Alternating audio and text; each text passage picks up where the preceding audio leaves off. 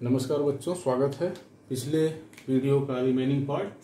The difference between prokaryotics and eukaryotic cells. Prokaryotic और eukaryotic cells के बीच क्या difference है। ये एक प्रोकैरियोटिक सेल है और ये है यूकैरियोटिक सेल।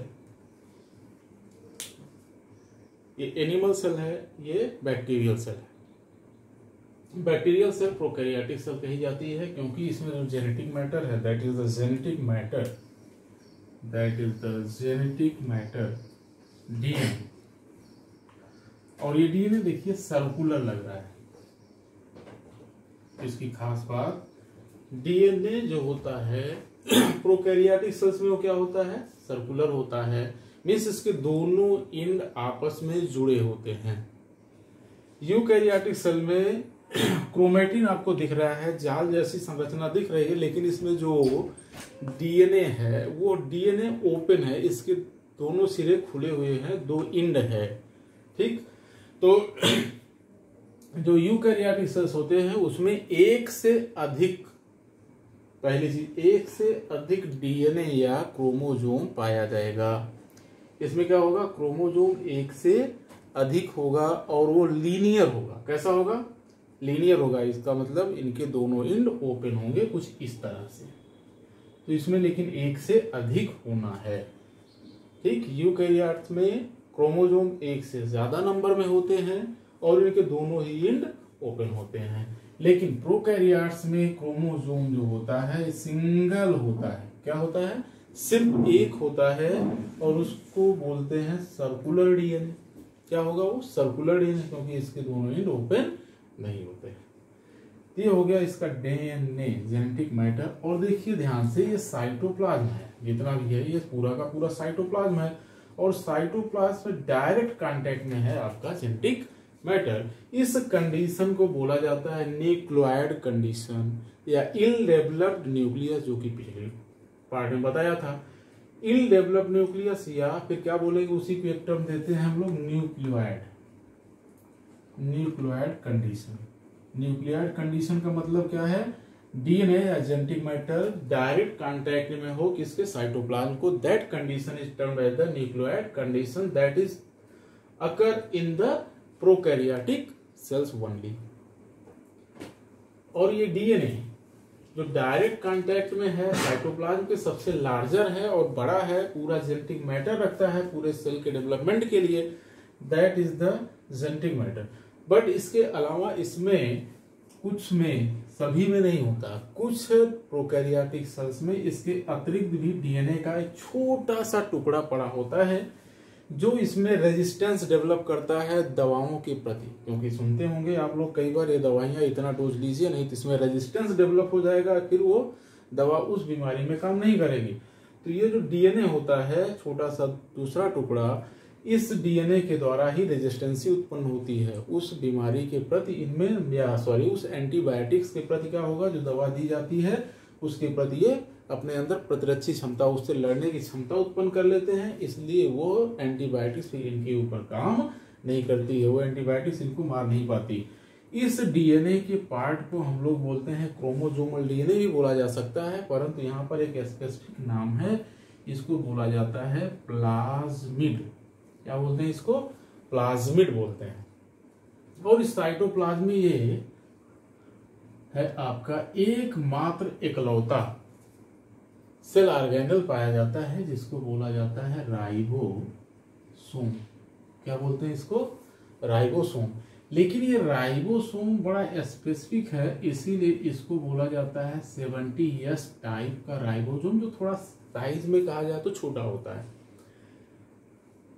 ये यस होता है सेडबर्ग कोएफिशिएंट, सेडबर्ग कोएफिशिएंट। ये एक प्रकार का कांस्टेंट है जो ये बताता है कि किस रोटेशन पर, किस स्पीड पर, 70 के स्पीड पर ये राइबोसोम जो फ्रैक्शन लिया जाएगा साइटोप्लाज्म का, उससे वो सेपरेट हो जाएगा। ये क्या बताता है सेडबर्ग ये बताता है 70 के स्पीड पर किस गति से किसी चीज को रोटेट किया जाए और वो किस गति पर चीज सेपरेट हो जाएगी। तो ये रोटेट करने पर 70 स्पीड पर क्या होती है, सेपरेट हो जाती है, इसीलिए इसको 70s राइबोसोम नाम दिया जाता है। ठीक है, तो ये सिर्फ एक ही प्रकार का राइबोसोम है जिसमें प्रेजेंट होता है, किसमें, प्रोकैरियोट्स में। प्रोकैरियोट्स में only one type of ribosome is present, that is the 70s type. और सबसे बाहर की तरफ ये जो ब्लैक लाइन है इसको हम बोल सकते हैं प्लाज्मा मेम्ब्रेन, जिसके बारे में आपने इसके पहले ही पढ़ा है, प्लाज्मा मेम्ब्रेन। ठीक है, सबसे बाहरी। लेकिन बहुत सारे ऐसी भी सेल होती हैं जो अपने शेप को फिक्स करने के लिए, अन्य प्रकार के सपोर्ट के लिए अपने चारों तरफ कुछ कवर बनाती है, हार्ड कवर।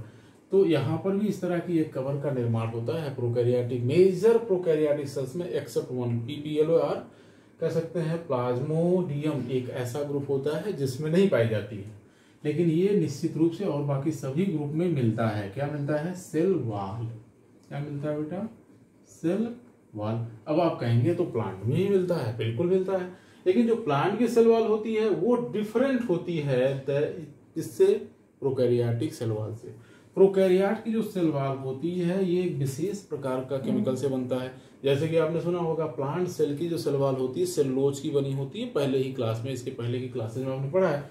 लेकिन जो सेल वॉल किसकी है, प्रोकैरियोटिक सेल्स की होती है, उसमें विशेष रूप से जो ट्रू बैक्टीरिया होते हैं, क्योंकि इस ग्रुप को भी दो ग्रुप में डिवाइड किया गया है, एक आर्की बैक्टीरिया, एक ग्रुप को कहते हैं आर्की बैक्टीरिया, एक को बोलते हैं ट्रू बैक्टीरिया। तो यहाँ सेल वॉल जो ट्रू बैक्टीरिया की होती है वो क्या होती है, पेप्टाइडोग्लाइकैन की बनी होती है। किसकी बनती है, पेप्टाइडोग्लाइकैन, किसकी बनी होती है, पेप्टाइडोग्लाइकैन की बनी होती है। तो ये पेप्टाइडोग्लाइकैन एक ऐसा केमिकल है जिसमें अगर दो पार्ट है, देखिए ध्यान से, पेप्टाइड और ग्लाइकैन, पेप्टाइड और ग्लाइकैन। तो पेप्टाइड का क्या मतलब है, पेप्टाइड का मतलब होता है प्रोटीन।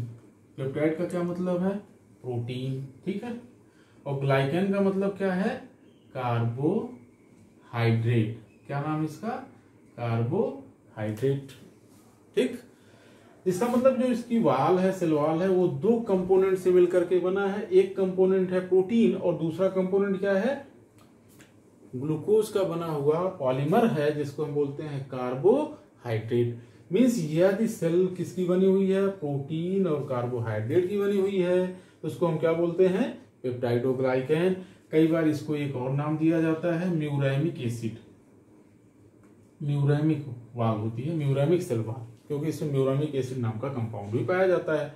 ठीक है, जो प्रोटीन है, इसीलिए क्या बोलते हैं इसको, पेप्टाइडोग्लाइकैन। कभी कभी इसको म्यूरैमिक एसिड भी कह दिया जाता है। ठीक है,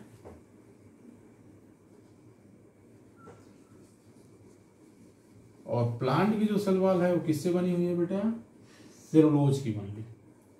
ठीक, सेलुलोज, हेमीसेलुलोज आदि उसके कंपोनेंट होते हैं, लेकिन मेजर कंपोनेंट क्या है, सेलुलोज है।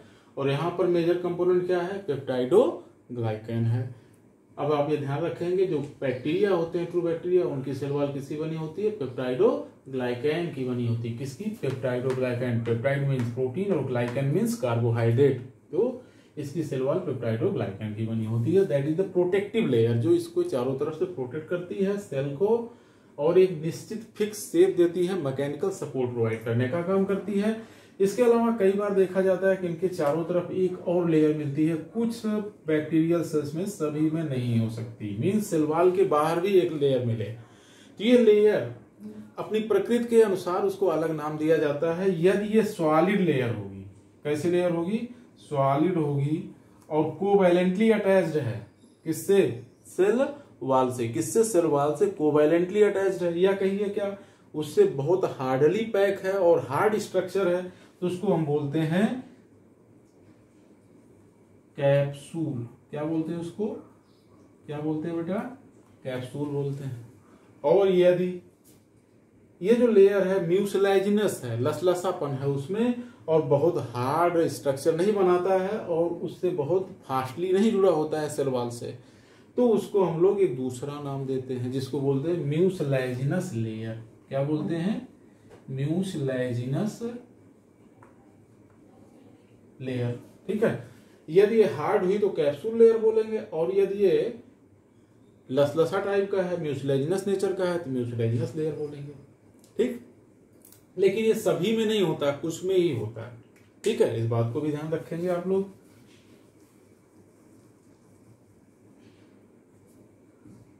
प्लाज्मिड खाइए।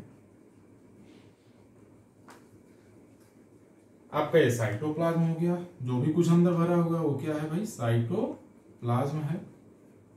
और साइटोप्लाज्म से डायरेक्ट कांटेक्ट में है, कौन कांटेक्ट में है, आपका ये न्यूक्लियस का मैटर, जेनेटिक मैटर, इसीलिए इसको न्यूक्लियोइड कंडीशन कहा गया है। इसमें ढेर सारे राइबोसोम्स पड़े हुए हैं जो स्वतंत्र रूप से मूव करते रहते हैं। लेकिन कई बार क्या होता है, आरएनए की स्ट्रिंग पर ये क्या होते हैं, इस तरह से स्ट्रक्चर्स बना लेते हैं। इसको हम लोग बोलते हैं पॉलीराइबोसोम्स। क्या बोलते हैं, पॉलीराइबोसोम बोलते हैं। क्या बोलते हैं, ये देखिए आपका इसमें भी है, यूकैरियोटिक सेल्स में भी पॉलीराइबोसोम लाइक स्ट्रक्चर्स का फॉर्मेशन होता रहता है। यहाँ पर भी राइबोसोम मिलता है, लेकिन यहाँ पर जो राइबोसोम मिलता है दो प्रकार के होते हैं, अभी आगे बताते हैं। ठीक है, तो यहाँ पर आपने क्या देखा, बाहर की तरफ, सबसे बाहर की तरफ प्लाज्मा मेम्ब्रेन के भी बाहर हो सकता है हार्ड स्ट्रक्चर के रूप में मिले तो कैप्सूल है, या म्यूसिलेजिनस लेयर के रूप में मिल सकता है, या नहीं भी हो सकता है। लेकिन कम से कम क्या होगा, सेल वॉल तो होगी except one group, that is the mycoplasma. कौन सा ग्रुप, माइकोप्लाज्मा। माइकोप्लाज्मा एक ऐसा ग्रुप है प्रोकैरियोट्स का जिसमें सेल वॉल एब्सेंट होती है। सेल वॉल क्या होती है, एब्सेंट होती है, सेल वॉल नहीं मिलती है। ठीक है, इस बात को ध्यान रखिएगा। माइकोप्लाज्मा एक ऐसा ग्रुप है जिसमें क्या होता है, सेल वॉल नहीं पाई जाती। इसी का एग्जाम्पल पीपीएलओ है, जो दुनिया का सबसे छोटा सेल है। ठीक है, स्मॉलेस्ट सेल कौन सा है, पीपीएलओ, आगे चर्चा होगी। और आप देख रहे होंगे कुछ हेयर लाइक स्ट्रक्चर्स निकले हुए हैं, ये कुछ सेल्स में होते हैं, कुछ सेल्स में नहीं होते हैं। इन जिसमें होंगे प्रेजेंट, इनको हम लोग बोलते हैं फिम्बरी। इनको क्या बोलते हैं, फिम्बरी। और इन फिम्बरी में जो सबसे बड़े होते हैं, कुछ ऐसे भी हेयर लाइक स्ट्रक्चर होंगे जो बहुत ही लार्ज होते हैं, इनको बोलते हैं हम लोग पीली। इनको क्या बोलते हैं, पीली। ठीक है, ये सपोर्टिव स्ट्रक्चर हैं, कॉन्जुगेशन में काम आते हैं। ठीक है, एक प्रकार का सेक्सुअल रिप्रोडक्शन है इनका, जिसमें ये कॉन्जुगेशन में रोल अदा करते हैं पीली। ठीक है, एक सेल को दूसरे सेल को पता करने में कि हाँ ये हमारे ही ग्रुप का है कि नहीं, ये सिर्फ इसी के द्वारा पता चलता है। इनसे जेनेटिक मैटर का ट्रांसपोर्टेशन होता है। ठीक है, ये एक सेक्सुअल रिप्रोडक्शन का मार्ग होता है जिसको कॉन्जुगेशन बोलते हैं। ये पीली मिलता है सिर्फ कुछ ही सेल में, सभी में नहीं होता। और ये जिन कंपाउंड से बनते हैं उसको हम लोग बोलते हैं पीलिन नाम की प्रोटीन होती है। पीलिन नाम की प्रोटीन से बनते हैं। ऐसे ही फिम्बरी भी दूसरी प्रोटीन होता है, बहुत ज्यादा जरूरत नहीं है इसके नाम की रटने की, लेकिन हाँ फ्लैजेलिन नाम की प्रोटीन से बनता है। ये कई बार पूछा भी जाता है, इसको जरूर याद रखिएगा। ये क्या है, फ्लैजला है, जो इसमें लोकोमोटरी ऑर्गेनेल के रूप में पाया जा रहा है, आप जो देख रहे हैं। तो फ्लैजला फ्लैजेलिन नाम के प्रोटीन से बनता है, क्योंकि ये दोनों का कंपैरिजन हो जाता है। कई बार इसमें यूकैरियोटिक सेल्स में से फ्लैजला पाए जाते हैं, वो दूसरी चीजों से मिलकर के बनते हैं। वो बनते हैं माइक्रोट्यूब्यूल से। किससे बनते हैं, माइक्रोट्यूब्यूल से, माइक्रोट्यूब्यूल। और यहां पर किसका फ्लैजला बना हुआ है, फ्लैजेलिन का। किसका बना है, फ्लैजेलिन, फ्लैजेलिन का बना हुआ है।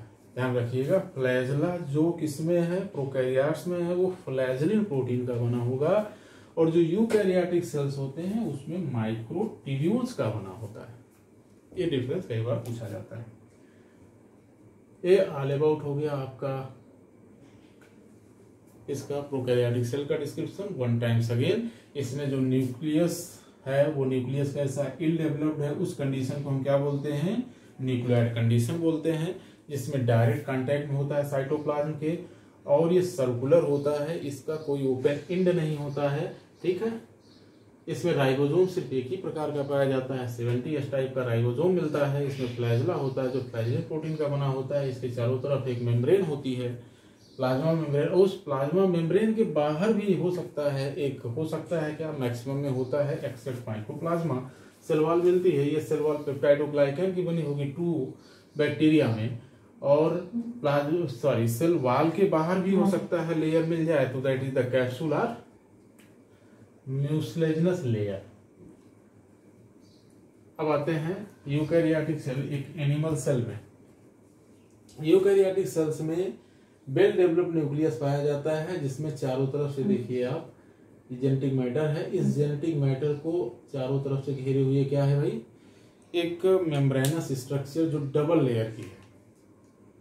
ये देखिए ध्यान से, एक लेयर ये है बाहर की तरफ और दूसरी लेयर ये अंदर की तरफ, तो दो लेयर से घिरा हुआ है। और इसमें बीच बीच में देखिए छिद्र दिखाई दे रहे हैं, इसको हम लोग बोलते हैं न्यूक्लियर पोर। इसको क्या बोलेंगे, न्यूक्लियर पोर बोलेंगे।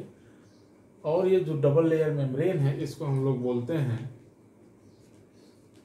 Nuclear envelope. क्या बोलते हैं इसको, न्यूक्लियर एनवेलप। ठीक, कई बार इसको न्यूक्लियर मेम्ब्रेन के भी नाम से बोला जाता है। ये जो डबल लेयर मेम्ब्रेन्स हैं चारों तरफ से घेरे हुए हैं न्यूक्लियर मैटर को, उसको हम लोग बोलते हैं न्यूक्लियर एनवेलप। और जो न्यूक्लियर एनवेलप के ऊपर छिद्र पाए जाते हैं जिससे होकर के मैटर का आवागमन होता है, उस छिद्र को हम लोग बोलते हैं न्यूक्लियर पोर। न्यूक्लियस के अंदर जेनेटिक मैटर भरा हुआ है जिसको हम लोग बोलते हैं क्रोमैटिन या क्रोमोसोम्स। जब कंडेंस फॉर्म होता है तो क्रोमोसोम बोलेंगे, जब अनकंडेंस माने खुला हुआ है, धागे की तरह फैला हुआ है, तो उसको क्रोमैटिन बोलते हैं। तो क्रोमैटिन या क्रोमोसोम यहाँ मिलते हैं, वो हमेशा एक से ज्यादा नंबर होंगे जैसे पहले बताया था, और इनकी संख्या एक से ज्यादा होगी और ये लीनियर होंगे क्योंकि ये के दो इंड बहुत साफ साफ दिखाई देते हैं। ठीक है, इनके इंड क्या होंगे, ओपन होंगे, दो इंड इसमें स्पष्ट रूप से मिलते हैं। ठीक है, और इसी न्यूक्लियर एनवेलप से निकलता हुआ स्ट्रक्चर आप देख रहे हैं, that is the endoplasmic reticulum. Endoplasmic reticulum, इसके बारे में आगे स्टडी की जाएगी। पाया जाता है मीन्स इसमें विभिन्न प्रकार के सेल ऑर्गेनल जो कि विभिन्न प्रकार की मेम्ब्रेनस स्ट्रक्चर्स के द्वारा घिरे होते हैं पाए जाते हैं। यहाँ पर कोई मेम्ब्रेनस ऑर्गेनल नहीं पाया गया था, एक्सेप्ट जो कि नॉन मेम्ब्रेनस ऑर्गेनल है राइबोसोम से मिला। यहाँ पर क्या है, मेम्ब्रेनस ऑर्गेनल जितने भी हो सकते हैं सब मिलते हैं। ठीक है, अब जैसे यहाँ एंडोप्लाज्मिक रेटिकुलम हो गया, ये आपका गोल्जी अपरेटस हो गया, और गोल्जी अपरेटस से बना हुआ ये आपका जो है फाइब्रोसाइटिक स्ट्रक्चर है, जिसको कई बार आपने पढ़ा होगा सुसाइडल बैग के नाम से भी लाइसोसोम। क्या बोलते हैं इसको, लाइसोसोम बोलेंगे। क्या बोलेंगे, लाइसोसोम। सुसाइडल बैग के नाम से भी आपने इससे पहले थोड़ा बहुत जाना होगा, नहीं जाना होगा तो आगे बताया जाएगा। ठीक है, ये सब क्या है, बेसिकल्स हैं, छोटे छोटे ग्लोब्यूल्स हैं, थैले हैं जिसमें लिक्विड भरा हुआ है। इनको चारों तरफ से एक मेम्ब्रेन के द्वारा घेरा गया है। ये आपका हो गया प्रोटीन बनाने वाला स्ट्रक्चर, इसको एंडोप्लाज्मिक रेटिकुलम बोलते हैं। ठीक, और ये एंडोप्लाज्मिक रेटिकुलम यहाँ स्पष्ट रूप से दो प्रकार के दिखाई दे रहे हैं। एक के ऊपर एक बीडेड स्ट्रक्चर आप देख रहे हैं जो कि राइबोसोम्स हैं, इनके ऊपर ये राइबोसोम्स लगे हुए हैं। ठीक है, ये जो इसमें लगे हुए राइबोसोम्स आप देख रहे हैं, इनको हम बोलते हैं 80S टाइप का राइबोसोम। ये क्या है, 80S टाइप का राइबोसोम है। इससे पहले आपने देखा 70S टाइप का राइबोसोम था। लेकिन कुछ ऐसे भी एंडोप्लाज्मिक रेटिकुलम है जिनके ऊपर देखिए किसी भी प्रकार का डार्ट लाइक स्ट्रक्चर है, कहीं भी कोई राइबोसोम इस पर इम्बेडेड नहीं है, नहीं पाया जाता है। इनको बोलते हैं हम स्मूथ एंडोप्लाज्मिक रेटिकुलम। इनको क्या बोलते हैं, स्मूथ एंडोप्लाज्मिक रेटिकुलम, क्योंकि इनके ऊपर बीड लाइक स्ट्रक्चर्स के रूप में राइबोसोम पाया जाता है, तो इनकी सरफेस स्मूथ नहीं रह जाती, इसलिए इनको क्या बोलते हैं, रफ एंडोप्लाज्मिक रेटिकुलम भी बोलते हैं। इस तरह के स्ट्रक्चर यहाँ मिलता है। आपने पढ़ा होगा पावर हाउस ऑफ सेल्स, जिसको हम लोग बोलते हैं माइटोकॉन्ड्रिया। ठीक है, जहाँ पर एनर्जी बनती है, एटीपी बनाई जाती है, माइटोकॉन्ड्रिया मिलता है। ठीक है, और बहुत सारे सेल ग्रैन्यूल्स जो सेल के साइटोप्लाज्म में मिलते हैं, या कह सकते हैं फूड स्टोरेज होते हैं, ग्लाइकोजन वगैरह, तो ग्लाइकोजन ग्रैन्यूल्स के नाम से भी आप इनको जानते हैं। ठीक है, ये सारे स्ट्रक्चर्स इसमें पाए जाते हैं। और इसमें मेम्ब्रेन है, प्लाज्मा मेम्ब्रेन, जो बाहर की तरफ है, क्योंकि ये एनिमल सेल था, एनिमल सेल्स में किसी भी प्रकार की और आउटर कवरिंग नहीं पाई जाती है, सिर्फ प्लाज्मा मेम्ब्रेन ही मिलती है, इसकी विशेषता है। तो प्लाज्मा मेम्ब्रेन बाहर की तरफ, उसके अंदर फिर और मेम्ब्रेन से घिरे हुए विभिन्न प्रकार के सेल ऑर्गेनल्स पाए जाते हैं। इस तरह का स्ट्रक्चर है, और यहाँ पर जो जेनेटिक मैटर है वो मेम्ब्रेन के द्वारा सराउंडेड है, जिस मेम्ब्रेन को नाम दिया गया है क्या, न्यूक्लियर एनवेलप। और न्यूक्लियर एनवेलप के अंदर आपका जेनेटिक मैटर भरा पड़ा हुआ है। और यहाँ पर अगर ध्यान से देखें, ये डार्ट लाइक स्ट्रक्चर अब बड़ा सा राउंडेड दिखाई दे रहा है, ये स्ट्रक्चर कहलाता है न्यूक्लियोलस। क्या बोलते हैं इसको? न्यूक्लियोलस।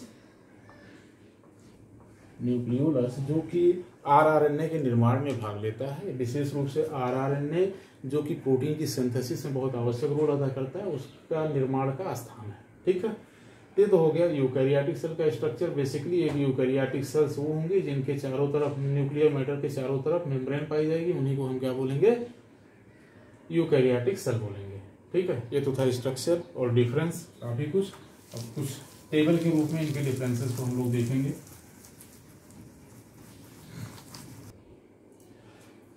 तो कैरेक्टर्स एक कॉलम, प्रोकैरियोट्स का एक कॉलम और यूकैरियोट्स का एक कॉलम।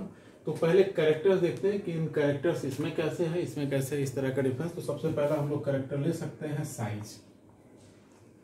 तो यहाँ जो साइज है प्रोकैरियोट्स की, जो सेल्स होती हैं ये स्मॉल होती हैं और इनकी तुलना में बड़ी होती हैं। लेकिन लार्ज का मतलब है नहीं बहुत बड़ी लार्ज हो गई सेल। सेल की साइज जो है बड़ी है तुलनात्मक रूप से प्रोकैरियोट्स के। इनका जो रेंज होता है 0.2 से 2 माइक्रोमीटर होता है और इनका 10 से 100 माइक्रोमीटर हो सकता है। ठीक है, ये तो बात हो गई साइज की। साइज के बाद एग्जांपल्स आप जान सकते हैं, पहले तो लास्ट चीज बताने के लिए। दूसरे डिफरेंस, क्योंकि जो डेफिनेशन है, डेफिनेशन को ही मेन रूप से हमको डिफाइन करना है, तो किसके आधार पर करेंगे भाई? न्यूक्लियस। न्यूक्लियस की कंडीशन क्या है? यहाँ पर हम लिख सकते हैं, इसके लिए अलग अलग टर्म है। इल डेवलप्ड भी लिख सकते हैं आप, इल डेवलप्ड। और दूसरा टर्म दे सकते हैं आप इसमें क्या भाई? इल डेवलप्ड मीन्स कम डेवलप्ड है, या विदाउट न्यूक्लियर मेम्ब्रेन लिख सकते हैं, या लिख सकते हैं न्यूक्लियोइड कंडीशन, न्यूक्लियोइड कंडीशन। ठीक है, यहां पर वेल डेवलप्ड, वेल डेवलप्ड, या फिर क्या लिख सकते हैं? True nucleus. क्या लिखेंगे? ट्रू न्यूक्लियस आप लिख सकते हैं। ठीक, अब तीसरा कैरेक्टर, पहला दूसरा तीसरा कैरेक्टर ग्रुप में हम लिख सकते हैं ऑर्गेनेल्स कैसे पाए जाते हैं। ऑर्गेनेल्स सिंगल एक बता सकते हैं, सीधे 70S टाइप का राइबोसोम मिलता है, विदाउट मेम्ब्रेनस सेल ऑर्गेनेल पाया जाता है। मेम्ब्रेन लेस सेल ऑर्गेनेल्स पाए जाते हैं। यहाँ पर दोनों ही प्रकार के सेल ऑर्गेनेल्स पाए जाते हैं। ठीक है, membranous and non membranous cell organelles यहाँ पर मिलते हैं। ठीक, फ्लैजिला की फिर बात आप कर सकते हैं। फ्लैजिला में आपको बताया था, फ्लैजिला यहाँ पे क्या होता है? फ्लैजिलिन नाम के प्रोटीन से बनता है भाई। और यहाँ पर क्या था? ट्यूब्यूलिन, ट्यूब्यूलिन माइक्रोट्यूब्यूल्स जिसको बोला था, ट्यूब्यूलिन नाम की प्रोटीन से बनते हैं। और ये नंबर में भी 1, 2 हो सकते हैं। एक और यहाँ पर पॉइंट कभी कभी क्वेश्चन पूछा जाता है, यहाँ पर जो स्ट्रक्चर होता है उसको हम लोग बोलते हैं 9+2 स्ट्रक्चर। और यहाँ पर 2 स्ट्रैंडेड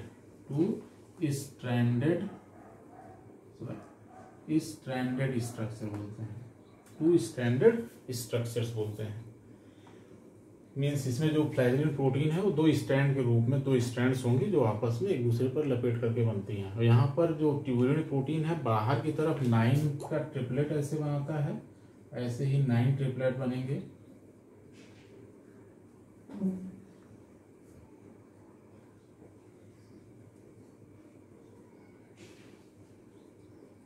तीन 3 6 2 8 एक और।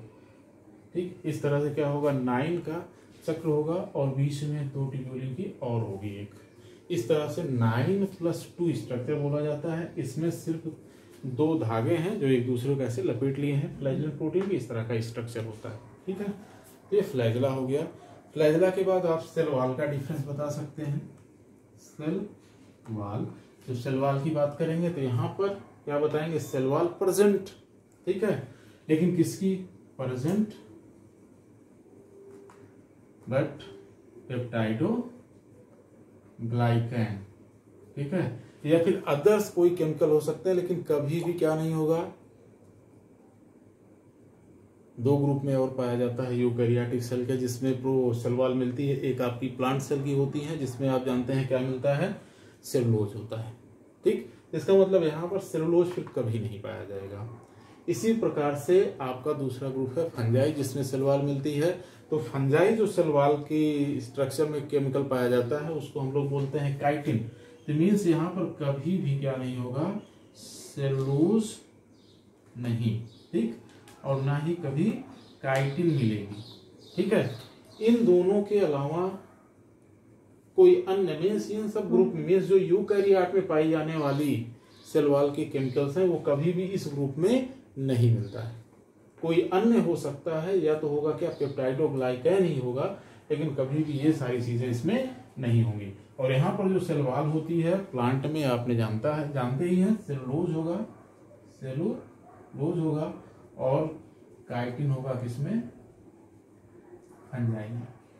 काइटिन फंजाई में होगा, सेलुलोज कहाँ पर होगा, प्लांट में होगा, ठीक है। तो प्लांट में सेलुलोज की बनी हुई सेल वॉल पाई जाएगी, ठीक है।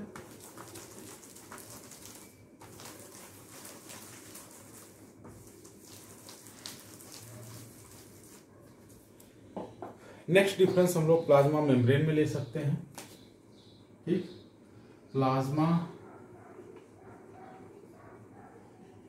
मेम्ब्रेन में क्या डिफरेंस है। प्लाज्मा मेम्ब्रेन का बेसिक जो स्ट्रक्चर होता है दोनों में लगभग सिमिलर होता है, सिर्फ एक छोटा सा डिफरेंस होता है स्टेरॉयड का, स्टेरॉयड या कह सकते हैं कोलेस्टेरॉल, यहां पर नहीं, ठीक है। और यहां पर स्टेरॉयड जो मिलेगा वो कोलेस्टेरॉल मिलेगा। किसमें मिलेगा, एनिमल में मिलेगा, ठीक है। प्लांट में एर्गोस्टेरॉल मिलता है। मींस कॉमनली आप क्या लिखेंगे नाम, क्योंकि ये स्टेरॉयड जो है एक विशेष प्रकार का ग्रुप है, जिसमें से कौन सा केमिकल किसमें मिलता है, अलग अलग ग्रुप में अलग अलग मिलता है। फंजाई में अलग होगा, प्लांट में अलग होगा, एनिमल में अलग होगा। तो ये आगे की चीजें हैं, लेकिन यहाँ पर आप इतना ध्यान रखिएगा, कोलेस्ट्रॉल एनिमल में मिलता है, ठीक है। तो कोलेस्ट्रॉल या अन्य कोई स्टेरॉयड पाया जाएगा, निश्चित रूप से पाया जाएगा, लेकिन यहाँ पर किसी भी प्रकार का स्टेरॉयड नहीं पाया जाता है। ये प्लाज्मा मेम्ब्रेन की खास बात है, ठीक है। एक डिफरेंस ये हो गया। और साइटोप्लाज्म में अगर हम डिफरेंस देखना चाहें तो क्या डिफरेंस है। साइटोप्लाज्म में एक विशेष प्रकार का सेल ऑर्गेनेल होता है, जिसको हम लोग बोलते हैं साइटोस्केलेटन। साइटोस्केलेटन जो सेल का शेप फिक्स करता है, या सेल में जो चेंजेस आते हैं उस चेंजेस को लाने का काम करता है। मींस सेल जो मूव करती है, सेल के पार्ट्स जो मूव करते हैं, उसके लिए किसका रोल है, साइटोस्केलेटन का रोल है। तो साइटोस्केलेटन जो कि स्ट्रक्चर यूकैरियोटिक सेल का है विशेष रूप से, वो यहाँ पर एब्सेंट होता है, लेकिन उसकी जगह पे दूसरे प्रकार के स्ट्रक्चर्स पाए जाते हैं जो कि प्रोटीन ही होते हैं, लेकिन वो अलग टाइप के प्रोटीन है, साइटोस्केलेटन नहीं होते हैं, ये फंक्शन करते हैं। लेकिन यूकैरियोट में साइटोस्केलेटन प्रेजेंट होता है, ठीक। और एक मेजर डिफरेंस के रूप में हम लोग लिख सकते हैं सेल डिवीजन। क्या ले सकते हैं, सेल डिवीजन किस प्रकार का कहां पर होता है। यहाँ पर मियासिस एक घटना है, मियासिस, ठीक है, जिसको रिस्ट्रिक्शनल डिवीजन के नाम से जानते हैं। मियासिस ये एब्सेंट होता है, और जो यूकैरियोटिक सेल्स होते हैं यहाँ पर क्या होता है भाई, यहाँ पर प्रेजेंट होता है। क्या प्रेजेंट होता है, मियासिस। और माइटोसिस यहाँ पर भी होता है, माइटोसिस यहाँ पर भी होता है, ठीक है। सेल डिवीजन दो प्रकार के होते हैं, एक मियासिस डिवीजन जिसमें जेनेटिक मैटर को आधा किया जाता है, ये यहाँ पर नहीं पाया जाता है, लेकिन यहाँ पर यूकैरियोटिक सेल्स में पाया जाता है। इस चीज को आप ध्यान रखेंगे, माइटोसिस दोनों में होता है, ठीक। नंबर ऑफ क्रोमोजोम आपको पहले ही बताया था हमने, नंबर ऑफ क्रोमोजोम्स यहाँ पर क्या होगा, सिंगल क्रोमोजोम नंबर, क्रोमोजोम के ही बारे में। तो क्रोमोजोम के बारे में बात कर सकते हैं दो तरह से, एक क्रोमोजोम नंबर ले सकते हैं हम लोग, नंबर में सिंगल और सर्कुलर, सिंगल और सर्कुलर, यहाँ पर more than one but linear, क्या होंगे ये? लीनियर होंगे। ठीक। दूसरा पॉइंट, क्रोमोजोम पर एक स्ट्रक्चर या कह सकते हैं क्रोमोजोम की पैकिंग के लिए एक विशेष प्रकार की प्रोटीन का इस्तेमाल होता है यूकैरियोटिक सेल्स में। ये इंपॉर्टेंट भी पूछा जाता है। हिस्टोन प्रोटीन, क्या है? हिस्टोन प्रोटीन यहाँ पर तो प्रेजेंट होती है, लेकिन यहाँ पर हिस्टोन प्रोटीन नहीं पाई जाती है। अदर स्कैफोल्डिंग प्रोटीन्स पाई जाती है जो उसको स्कैफोल्ड करते हैं, फोल्डिंग में मदद करते हैं, लेकिन कभी भी हिस्टोन प्रोटीन यहाँ पर नहीं मिलती है। हिस्टोन प्रोटीन नहीं होगी, यहाँ पर हिस्टोन प्रोटीन नहीं पाई जाती है, यहाँ पर हिस्टोन प्रोटीन पाई जाती है। ये क्रोमोजोम में विशेष डिफरेंस है। ठीक है। हिस्टोन प्रोटीन क्या होती है? जैसे धागा होता है, धागे पर रील के ऊपर धागे को लपेटते हो, तो जो रील है, रील क्या है? सपोर्ट काम कर रही है जिसपे आप धागे को लपेटते रहे हो। इसी तरह से कुछ प्रोटीन होती हैं, क्योंकि जो आपका जेनेटिक मैटर क्रोमोजोम होता है, डीएनए है, ये धागे जैसी संरचना है, इसको लपेट करके सुरक्षित रखना होता है जिससे वो पैक रहे, अच्छे से खराब ना हो। तो ये प्रोटीन, हिस्टोन प्रोटीन क्या करता है? यूकैरियोटिक क्रोमोजोम में डीएनए को पैक करता है। और यहाँ पर दूसरी प्रोटीन है इस काम को करती है, हिस्टोन प्रोटीन नहीं होती है, इसलिए यहाँ पर हिस्टोन प्रोटीन एब्सेंट, यहाँ पर हिस्टोन प्रोटीन प्रेजेंट। इसके बारे में आगे जब क्रोमोजोम पढ़ाया जाएगा तो वहाँ पर और डिटेल में बताएंगे। Thank you.